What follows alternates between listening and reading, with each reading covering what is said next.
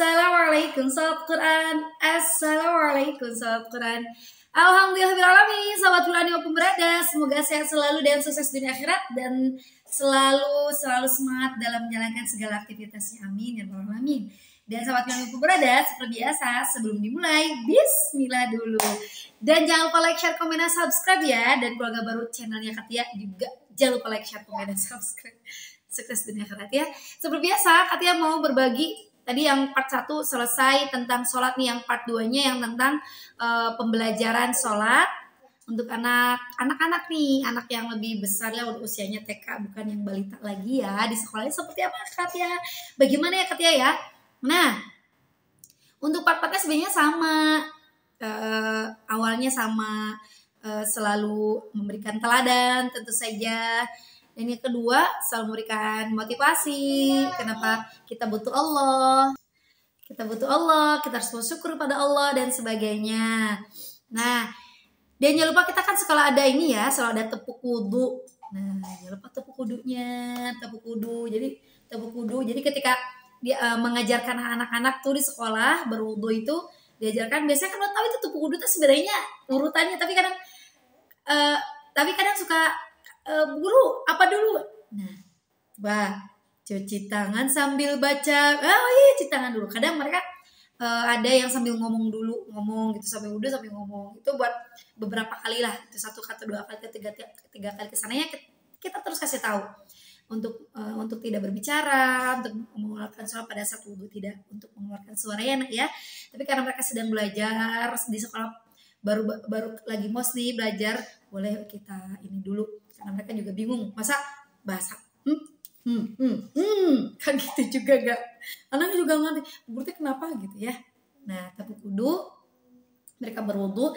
Dan itu kalau bisa untuk pembelajaran anak yang sudah besar, sholatnya itu jangan jarang-jarang, tapi setiap hari. Kalau di Quran Sul Kuningan, di kelas taman Quran yang untuk usia 5 tahun jalan tuh sampai 6 tahun tuh, itu setiap hari wudunya, itu setiap hari sholatnya. Iya, karena mereka usia yang sudah besar dibandingkan balita. Kalau tadi balita kan saya bilangnya jarang-jarang ya tipsnya, karena memang rasa bosan mereka lebih cepat daripada anak-anak usia yang mau SD tuh ya bisa kita kondisikan rasa bosannya. Jadi kalau anak-anak balita mau cepet banget rasa bosannya, kemudian konsentrasinya juga sangat cepat atau sebentar gitu ya. Nah, jadi kalau ingin mengajar kepada anak-anak itu lebih ke praktek, bukan hanya sebagai kurikulum pengenalan, tidak. Kalau ingin mengajarkan mereka, goal mereka bisa sholat, mereka terbiasa sholat, wudunya benar, kemudian bacaannya bisa, itu harus praktek setiap hari. Tidak menjadi kurikulum hanya pengenalan saja. Nah, jadi tepuk wudu, kemudian mereka wudu setiap hari dengan bersama gurunya, kemudian sholatnya setiap hari. Kemudian anak-anak yang sudah usia besar tuh, usia yang siap SD itu, mereka bacaannya iya lantang, harus bareng dengan gurunya sambil dibenarkan sikap takbirnya, menghadap kiblat, nah semuanya enggak. Jadi semuanya dibenarkan setiap hari itu berbulan-bulan, namanya juga anak-anak ya. Ada yang bermain-main, kita ingatkan kembali. Insya Allah kalau kita terus memberikan pelajaran kedisiplinan, mereka akan lama-lama yang tadi bermain-main akan berkurang, cuma ngobrol aja akan berkurang menjadi tertib. Jadi memang harus konsisten. Nah, jadi bacain tiap hari dengan suara lantang gurunya, usolli fardhu gitu. Terus suaranya yang baik dan benar. Dan Katia kasih tip, kalau bisa untuk usia-usia besar itu harus ada lagamnya bacanya. Contohnya di setelah takbir ya, doa iftitah, Allahu Akbar, Allahu Akbar kabira walhamdulillahi katsira wa subhanalladzi. Wa subhanallahi bukratan. Nah, itu ada lagamnya. Jadi mereka cepat bisa daripada yang memang hanya biasa saja. Kalau Allahu Akbar kabira walhamdulillahi katsira subhanallahi barakatuh wasila inni wajjahtu wajhiya lillahi, ya kalau itu biasa aja, itu akan lebih cepat kalau ada lagamnya, kalau ada berbeda kalau dengan biasa.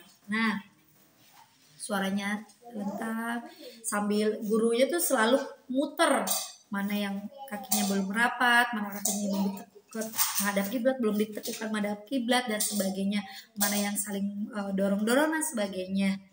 Nah, jadi pada saat diajarkan ke anak-anak anak-anak usia yang siap SD tuh yang 5 tahunan, setiap hari dipraktekkan menjadi suatu kebiasaan, menjadi sebuah kebutuhan, mereka akan terbiasa di rumah.